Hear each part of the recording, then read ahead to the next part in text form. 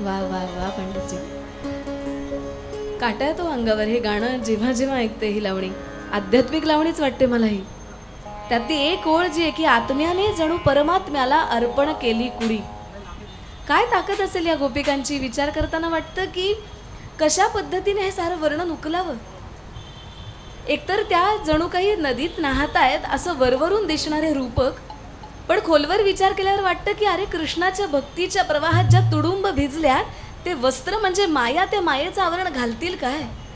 एकदा त्या भक्तीच्या प्रवाहात डुंबायला लागल्यावर कृष्ण चोरणारच त्यांची वस्त्र. देतोय होय तो परत. आणि सगळ्यात महत्त्वाचं, या परमतत्वापर्यंत जाताना अशा प्रकारच्या माया नाही आपल्याला कधी चिकटून ठेवू शकत. पण काय आहे, शेवटी एकदा आपल्याला जर जनमानसात वावरायचं असेल तर मला वाटतं की त्या पुन्हा एकदा लोकलज्जस्तव त्याला म्हणत असतील ती दे रे काना चोळी लुगडी. काय वर्णन आहे हो. विदेहाचं सगळं वर्णन, पूर्ण वैराग्य. आणि पुढची लावणी समोर आली आणि क्षणभर वाटलं सगळं देहाचं वर्णन. इतका विरोधाभास.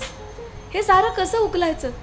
या दोन्हीचा विचार करत असताना आणखीन एक विरोधाभास जाणवला की आध्यात्मिक लावणी आहे ती, त्याचा चित्रपट आहे पिंजरा. पिंजऱ्यातली ही लावणी एका भोळ्या भाविक संताला एका मेनकेची दृष्ट लागल्यावर कसा पायउतार होतो. हा एकीकडचा धागा आणि पुढचा चित्रपट अमर भूपाळी, त्याच्यातली लावणी सुद्धा होनाजी बाळांची. वरवरून कदाचित वाटेल की हे देहाचं वर्णन, पण शेवटची ओळ येते आणि तिथे लक्षात येतं की निर्मळाला हात घातल्यावर देह उरतो कुठे. ऐंद्रिय जाणीवेच्या पलीकडे जाण्याचं सामर्थ्य येतं. आणि क्षणभर वाटलं मग हे कसं उकलता येईल. एखाद्या गणिकेला सुद्धा अगणितापर्यंत पोहोचता येऊ शकतं. सतार मनात झंकारत असताना गदिमांची जोगिया सुटते होय. अहो कदाचित एक तात्पुरता सतार शब्द असेल, पण त्यातलं वर्णन केवढं अप्रतिम आहे जे या दोन्ही गाण्यांना एकत्र पुष्टी देऊ शकतं. क्षणभर वाटलं ती हेच म्हणत असेल का. अहो स्वतःचं अस्तित्व झंकारत ठेवणारी ती गणिका इतर जण तिच्याबरोबर आणि तिच्या भावनांना छेडतच असतात एखाद्या वाद्यासारखे. एक दिवस असा असू शकतो का हो ज्या दिवशी देहाच्या पलीकडे विदेह होऊन ती म्हणू शकते की कोण्यात झोपली सतार सरला रंग, कोण्यात झोपली सतार सरला रंग, पसरली पैंजणे सैल टाकुनी अंग, दुमडला गालीच्या तक्के झुकले खाली, तबकात राहिले देठ लवंगा साली, चित्रात रेखितात चित्र बोलले ऐने, का नीरलोचनी आज तुझ्या ग मैने. त्यावर तिचं उत्तर आहे की रक्तात रुजविल्या भांगेच्या मी बागा, ना पवित्र देही तिळा एवढी जागा. किती दोष असेल मनात.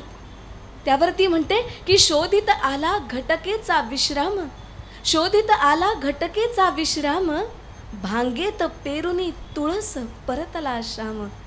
देरे काना एका मर्यादेनंतर किती वेगळं आहे. भांगेत पेरुनी तुळस परतला श्याम, ते तिला जाणवतं म्हणून त्या पावित्र्याचा तिळभर स्पर्श झाल्यावरती शहारते आणि पुढे म्हणू धजावते की सावळा तरुण तो खराच ग वनमाळी, सावळा तरुण तो खराच ग वनमाळी, लाविते पान तो निघून गेला खाली. नाही राहत अशा ठिकाणी गोष्टी. म्हणून ती म्हणते की हा विडा घडवूनी करीते त्याचे ध्यान, या खुळ्या प्रीतीचा खुळाच हा सन्मान, ही तिथी पाळीते व्रतस्थ राहुनी अंगे, ही तिथी पाळीते व्रतस्थ राहुनी अंगे, वर्षात एकदा असा जोगिया रंगे, वर्षात एकदा असा जोगिया रंगे. मला सांगा, असा ज्या वेळेला जोगिया रंगत असेल त्यावेळेला पुढची नार केवळ ज्वानीने पेरलेली नाहीये हो. त्या निर्मळाचा ताराट तुटतो, तिचं अस्तित्व तुटत असताना सुद्धा मला असं वाटतं की तिच्या देहाच्या वळणापेक्षा संस्कारांचं वळण जरा जास्त श्रीमंत ठरतं आणि ती खरी आयुष्याची लावणी करतं बरं.